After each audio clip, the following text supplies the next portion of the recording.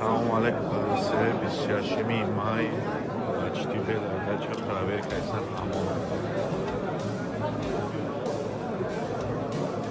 Видеоға лайк басып, подписаться деген кнопканы басып, жанындағы қоңыраучуны баса кетіңіздер. Ақырғы жаңалықтар сіздер менен.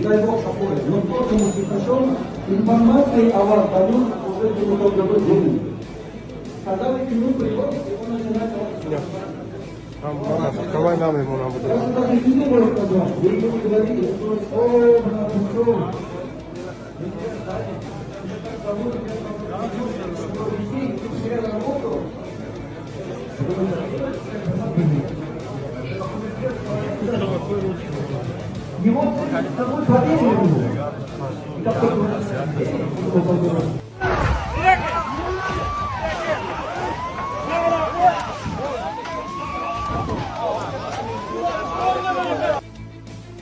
Елден айланса болот. Ел біріксе сел деген ушул. Бирөөнүн мүлкү күйүп кетпесин деп жапырт жабылып, жол тазалап жатат.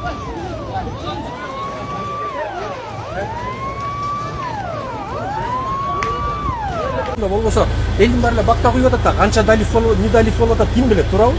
А мен идишке куйган үчүн билип калдым да. Бул анча-мынча кемиши иштик эмес эле да. Мону карасаңыз, мына. Мына, карачы. Почти жарымын деле жуп атпайбы, туурабы? 95. 95.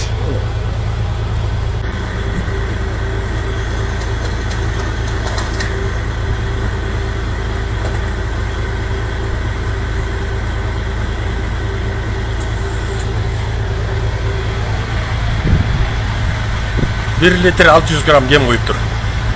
5 litrede. Mınakey. Kayra kuyuştu. Operator kızlar geldi kuydu mına. 1 litre 670 gram gem koygan. Mınakey. Emi mına idiş. Emi toldu mına. Mına mozerimde turat. Görüp almışlar. Mınakey. Mına.